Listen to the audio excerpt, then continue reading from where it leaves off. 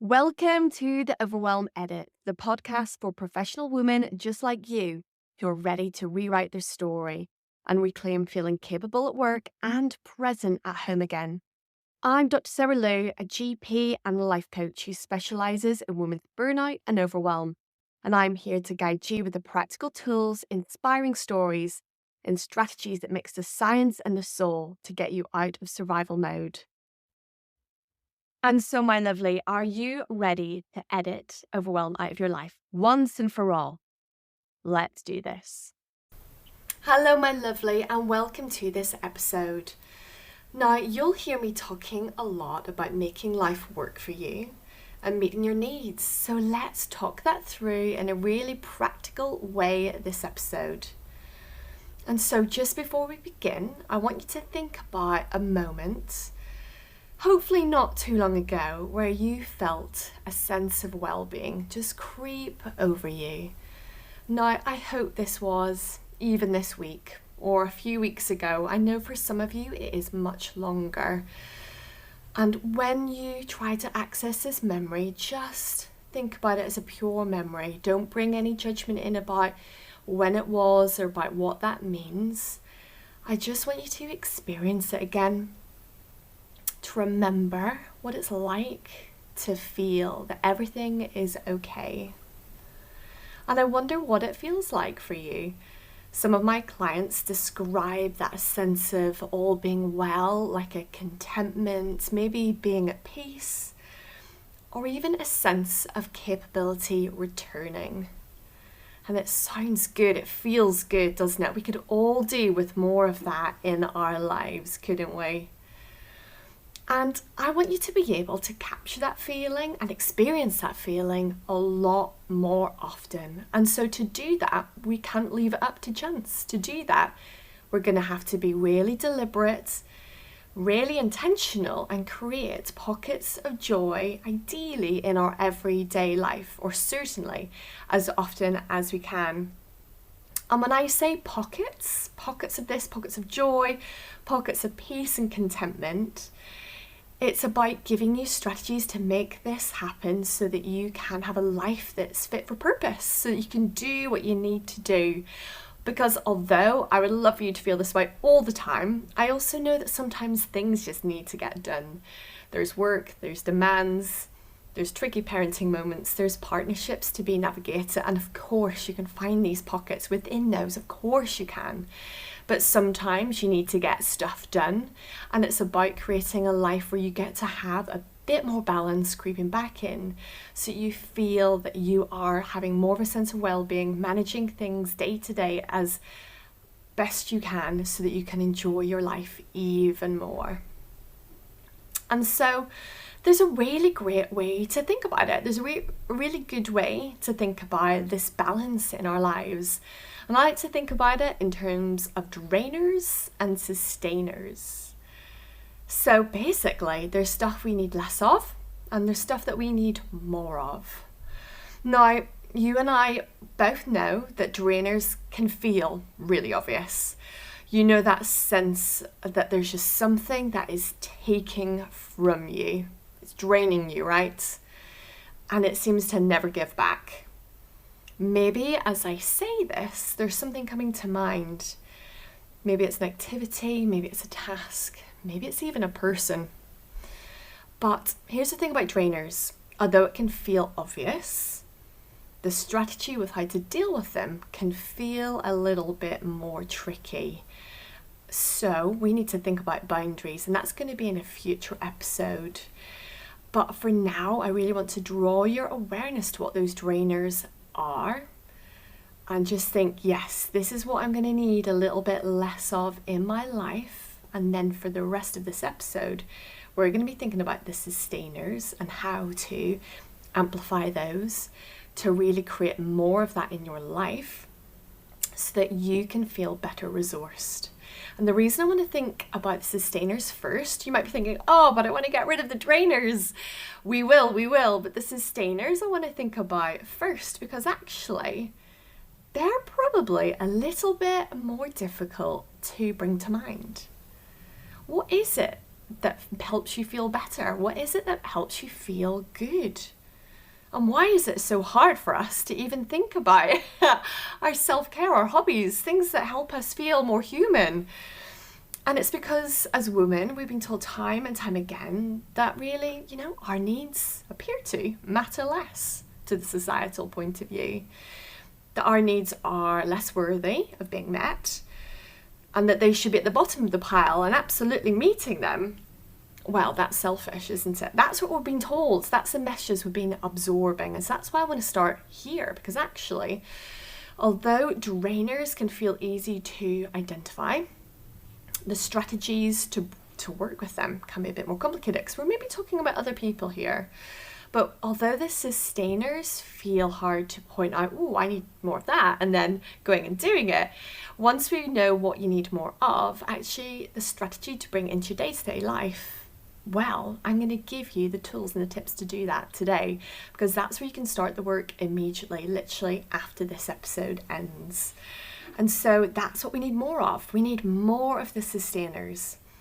But first, before you say, but I've got no time, I've simply got no time, I've got too much to do, I'll do it later when XYZ has happened, maybe when the kids are going to school, or maybe when the deadline is done, or maybe when the holiday comes. Now, the thing is, when we kick this down the road ahead of us time and time again, all that happens is that we get more overwhelmed.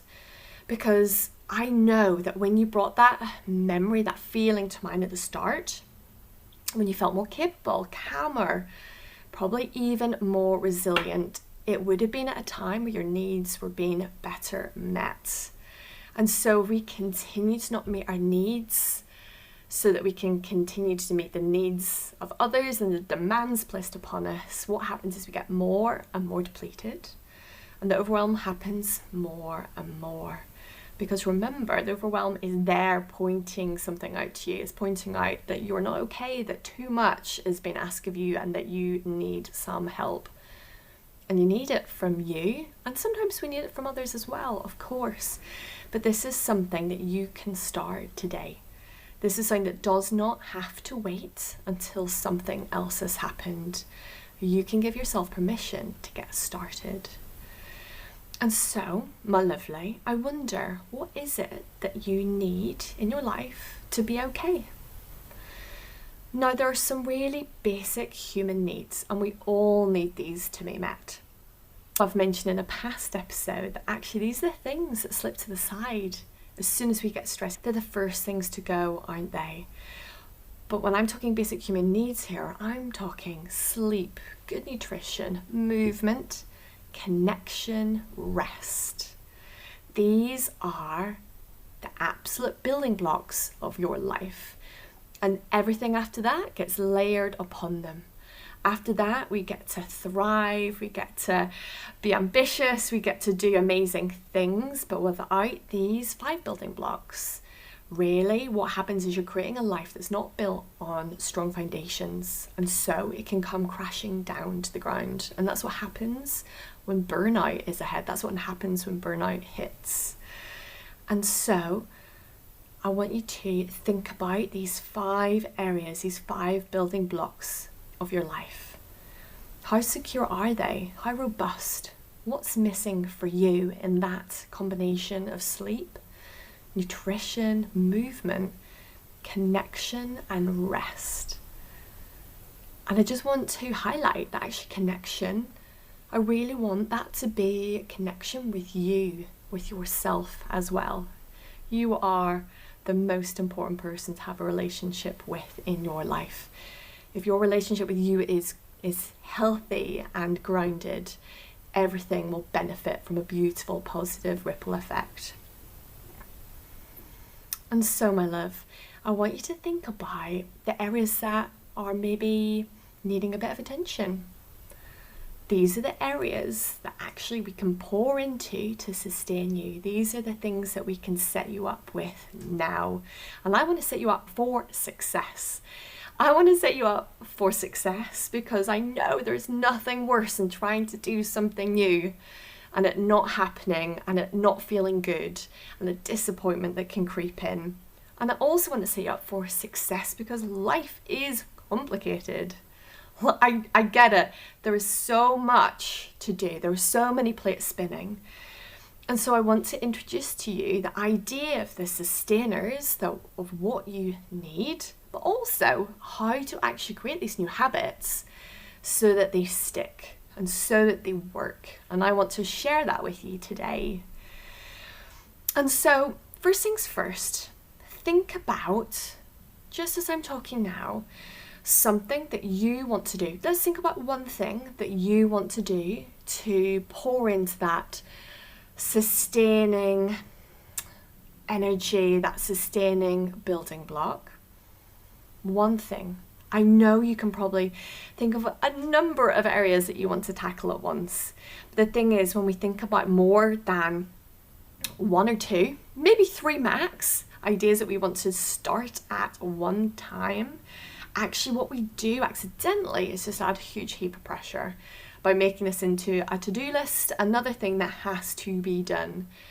And so if you want to, after the episode, maybe think of another couple of things that you want to introduce new habits, great, go for it if you feel you've got the capacity.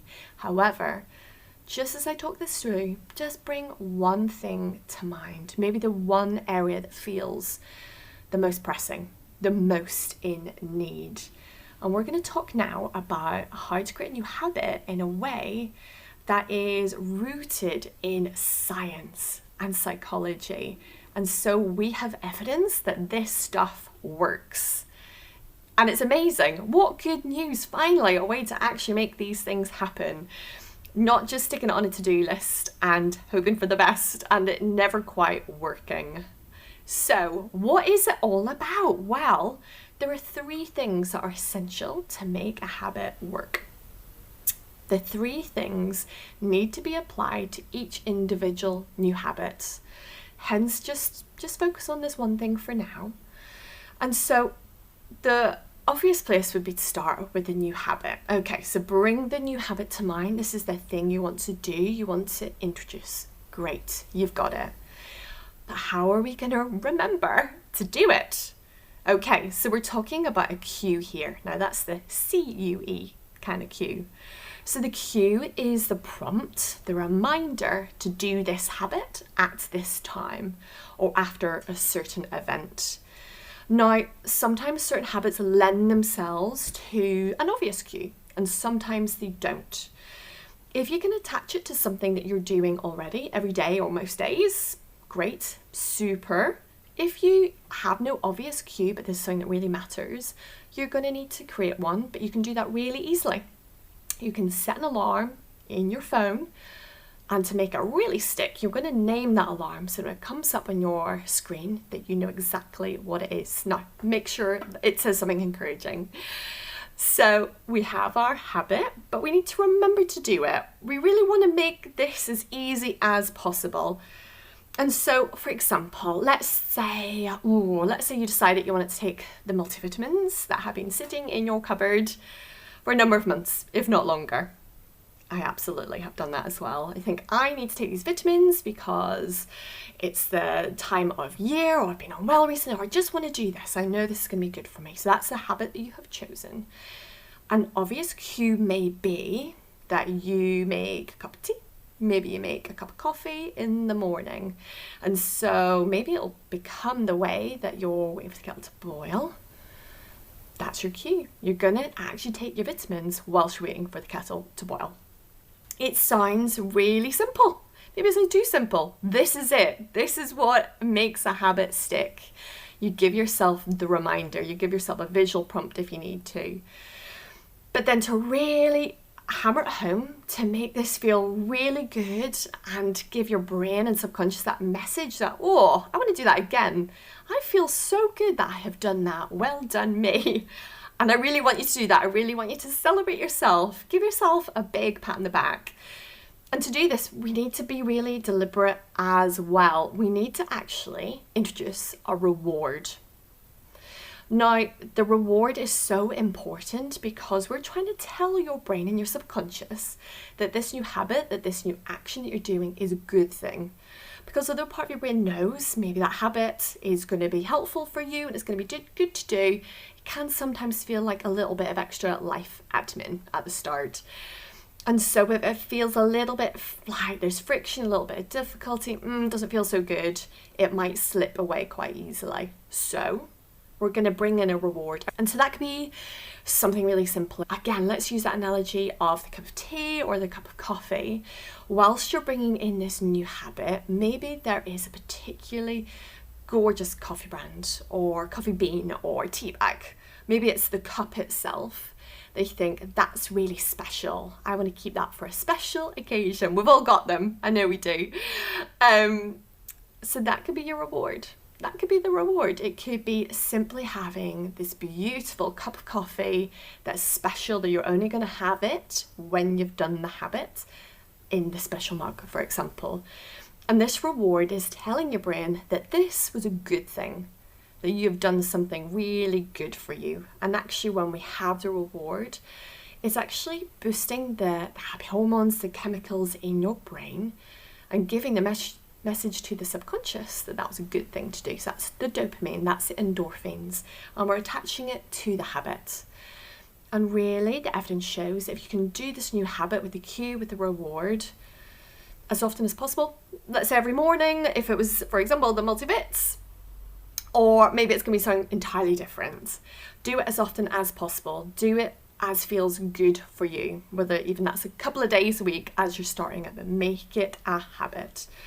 And so this reward, you may find, starts to naturally slip away after maybe a couple of weeks. Now, as long as the habit remains, that's not a problem. You don't need the reward at this point because the habit itself feels good because you know you're doing something important, you're doing something vital, you're sustaining yourself with this new habit. Now, the important thing here is that if you ever feel the habit start to slip, you just simply notice, reintroduce that cue, that reminder, and also really importantly, don't beat yourself up and tell yourself that you should have done better. Do the opposite, do the reward. Tell your brain that this is a good thing to do. And actually what happens is your brain is laying down new neural pathways as you're creating this new habit, and it lays them down quicker and more strongly if it has the reward. It's pretty amazing stuff, isn't it? And so, my lovely, you could do this with literally one new habit. It's so important that we need to make this, that it's set up for success. This is all about baby steps. Baby steps make the most progress. We don't want to do one big humongous leap and splat and feel like we've not managed it. We want to do baby step after baby step after baby step, because that's actually going to get us the biggest distance and the most sustainable, transformative change. And so, I wonder what your new habits are going to be. Like I said, maximum 3. 1 is plenty. 1 is amazing. And whatever it is, whatever number it's going to be, this has to now be a non-negotiable. This is what sustains you. This is what is building the building blocks that your life is then built upon. I don't know if you have a small person at home or you have some craft material or building material. You could literally make some building blocks, or you could draw them, and you could write these habits, these sustainers on them, and put them somewhere easy to hand. Because when I say these are your non-negotiables, often what I mean is that this is for you to show up for yourself with.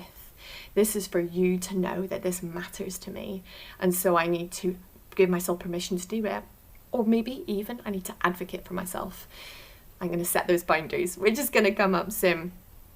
But just think, in a couple of weeks from now, if you get this new habit going today, tomorrow morning, in a couple of weeks, this new habit is going to be laid down in your brain's nervous system, and it's going to feel so much easier than it does now because of this system. It's creating a new habit. And I would love to hear what your new habits are. let me know, send me an email. If you're on social media, pop on an Instagram post and tag me in it. I would love to hear your thoughts on this one. And my love, I just want to leave you with this thought, that you are worthy of good things, that you are worthy of your needs being met, and you are worthy of feeling good in your life and feeling good about yourself and your abilities. And so get started today. If you need any more support, just reach out. You know where I am. Bye bye.